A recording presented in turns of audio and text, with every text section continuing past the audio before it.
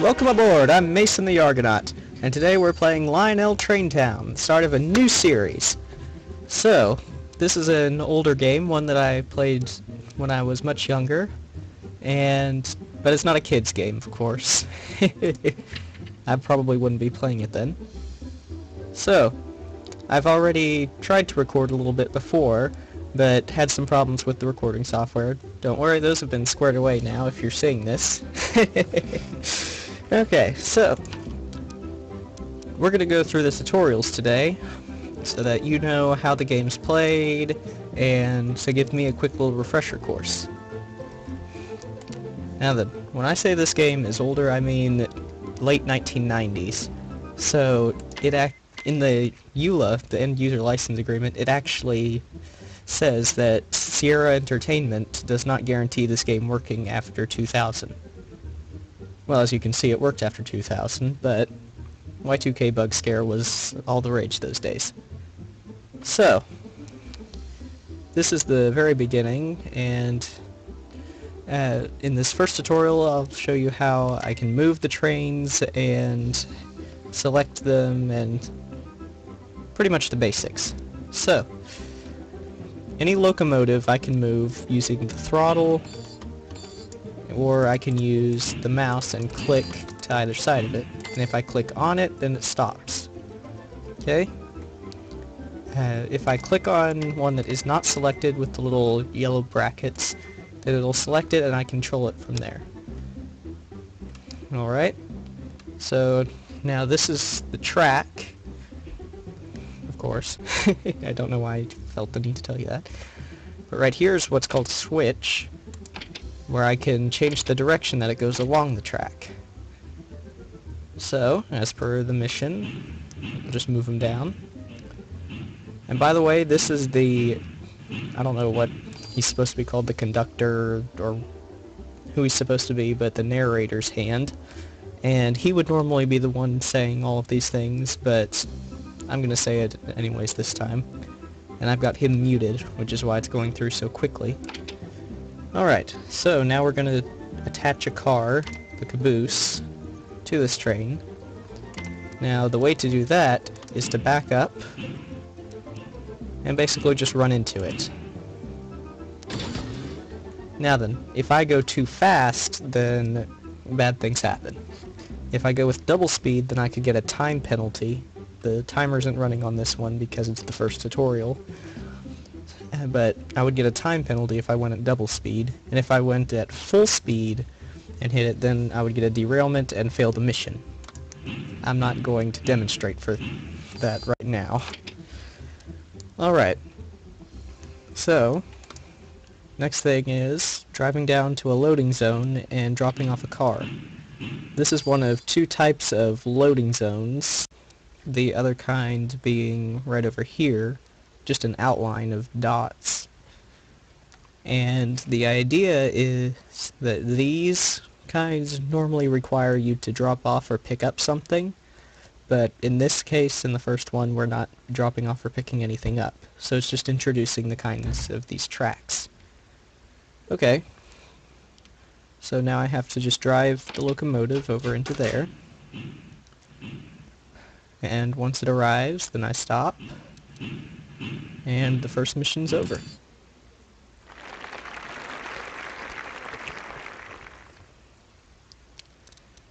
Alright.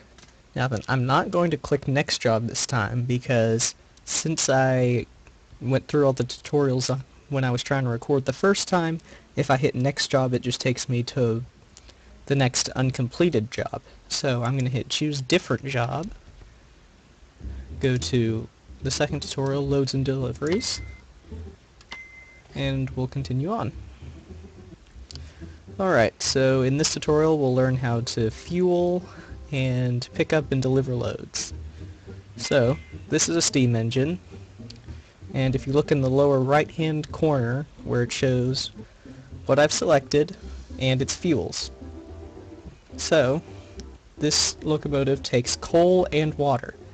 It has to have both of them or else it won't run. So, I have to go over to the coal tower and to the water tower. I can situate it so that either the coal car or the locomotive itself is underneath either one. It still works. Alright.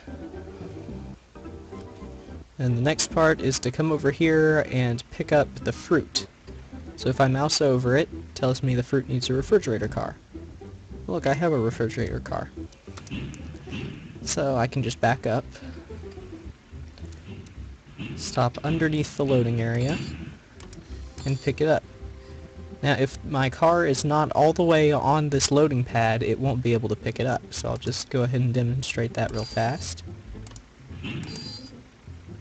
No, it won't even let me touch it. Normally it lets me click on it and it'll say down in the mission list that it's unable to pick it up. But yeah. Oh yes, by the way, this is the mission list down here. If you want to see any of these things that I'm saying and just read it, because I'm talking too fast or I missed something, then just come down here and where all of the text shows up that the narrator normally says, and it'll show all of these things that I'm saying. Though some little things, like, for example, if you mouse over any of these things, it gives you a nice little tooltip, like this one's Old Mac's Farm. This one doesn't have anything. Some of them are nice little Easter eggs, though. Nice little ones to look out for. Okay, so, now I pick up this load, and over here you can see the counterpart to the loading symbol. Loading symbols are green squares, and unloading symbols are red hex... No, that's an octagon. Red octagons. Really, it should be a hexagon since stop signs are hexagons, but oh well. It's annoying like that. Okay, so when I'm unloading, I can click either on the car or on the unload symbol. I normally click on the unload symbol, because if there's a lot of symbols and a lot of cars with stuff, then it's just quicker. Alright, so now we're going to learn how to use the map down here. So the map, okay, as I was saying, the map allows me to move the screen around quickly without mousing over to the edge and moving the screen. And I can just click and it goes somewhere. I can also select cars through it if I want to, and that actually plays into another nice little thing, a little exploit in the game. Oh dear. Well, this is nice. Oh, there we go. Okay, so as I was saying, there's a nice little exploit that goes with that. I'll show you that later. Okay. And then you can also zoom in on the map, zoom out, and this third button here changes the icons that are shown. So, no icons if I load something into this car. Here. I'm going to go ahead and refuel it first before I get into that. Okay, diesel engines get diesel from this fuel thing, the tank. Okay, and you can see down in the right hand corner. Okay, now I'm just going to come over here, and because I have the icons off, it's not going to show the icon on the car. Then if I go to sum, this is the interesting setting, and it's the one that I normally use. It shows icons on closed cars like these passenger cars or the refrigerator cars. But on open ones, like an open-topped hopper or a gondola, it just shows the load in the car, so it doesn't show the icon. And I'll show you that later on one of the other tutorials. Okay, so now we're going to load up, and we're going to do one of the other ways to deliver something, which is just drive off the edge of the screen. Is it strange? Yes, but it works.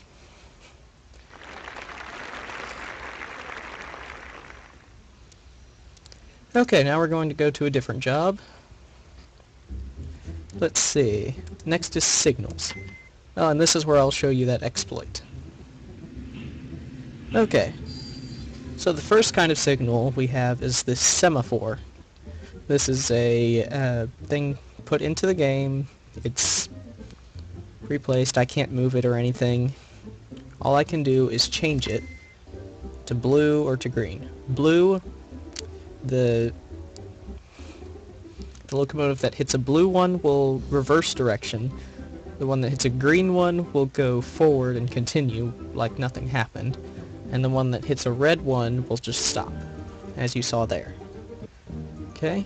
And this can be helpful for automating certain things, or like here for keeping this train from getting derailed by this one. So in this case, excuse me.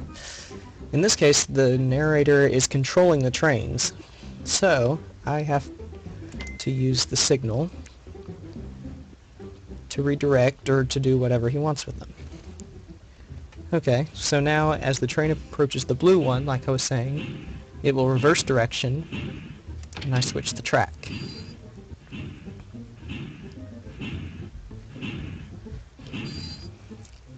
Okay, now he's going to have me put another sort of signal here, but I'll get to that in a moment. First I'm going to show you that exploit I told you about. So, if you look on the map, you can see, remember that I can select trains and cars on it. Okay?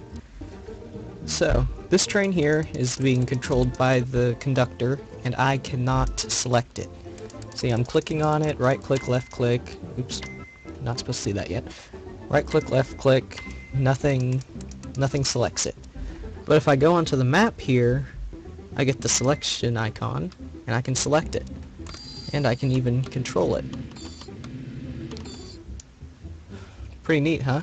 Oh yes, here's a nice little tooltip. Little sister's bicycle. The skateboard is an accident waiting to happen. That's one of the funnier ones. No, it isn't. There are funnier ones than that. Okay, so that'll be used in certain puzzles. I'll go through it with the exploit and without the exploit, so that I do it correctly once. Because we're doing this to have fun. We're not doing this just to win. Okay, so this is the other kind of signal I can do. It is a flag, a one-use flag. Whenever a train hits it and does whatever it says, it disappears. So you'll see that in a moment. And I can change it by clicking on it. I can change it with the green and stuff as well. Okay, so now I'm just going to switch the track. And going to let this one finish. See, drives into the loading zone. And there we have it.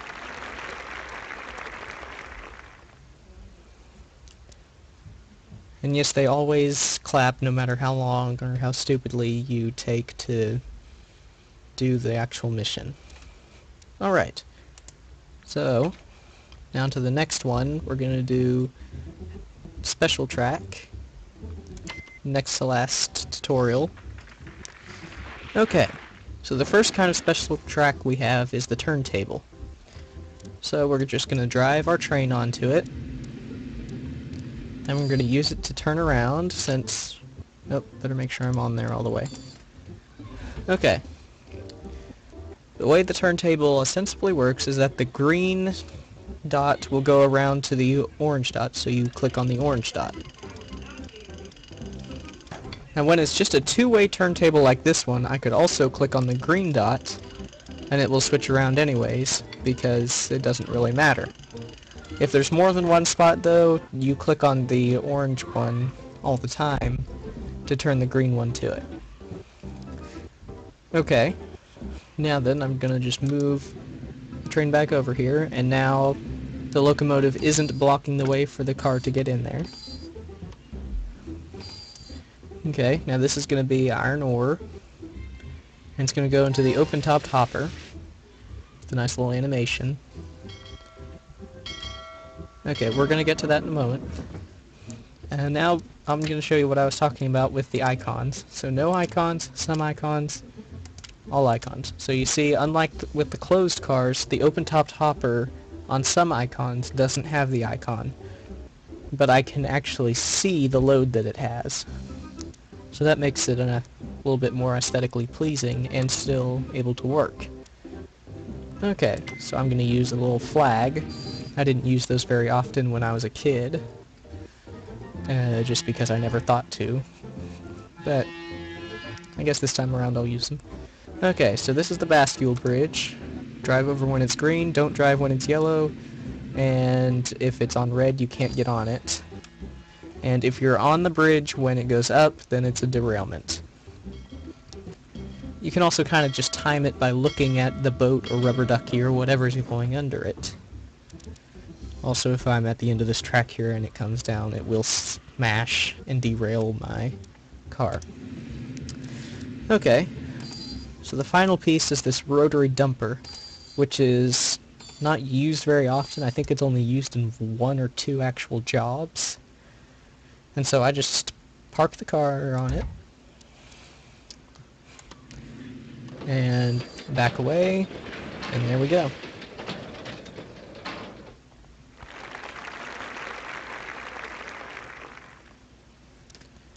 Okay, now on to the very last tutorial and the last job of this mission today. Mission what? Okay, the last job of today is fixing tracks and other hazards. Okay, so we have a couple different hazards we're going to deal with today. We're going to deal with animals on the track, which are here reindeer, and not a good place for them to graze indeed, and avalanches or other things on the track like these snow piles. Okay, so now I'm just going to select the passenger engine and move it backwards, and then take the switcher and make it go forward with its nice big snowplow. The snowplow is used to get off rock avalanches as well, so I can just get it off. Okay, now this is a broken switch, which I have to use this little guy to get. He's one of the very special locomotives, a handcar that can fix track, and that's about it. It's slow, it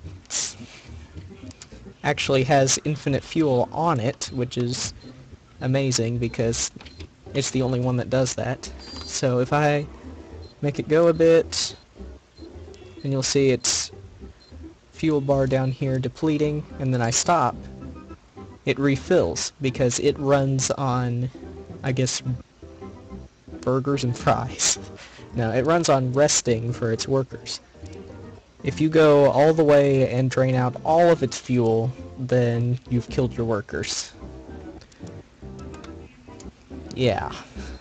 So, there's actually one job where it could be a problem, but we'll get to that when we come to it. So now we're just going to stop on the switch, and they get out and fix it.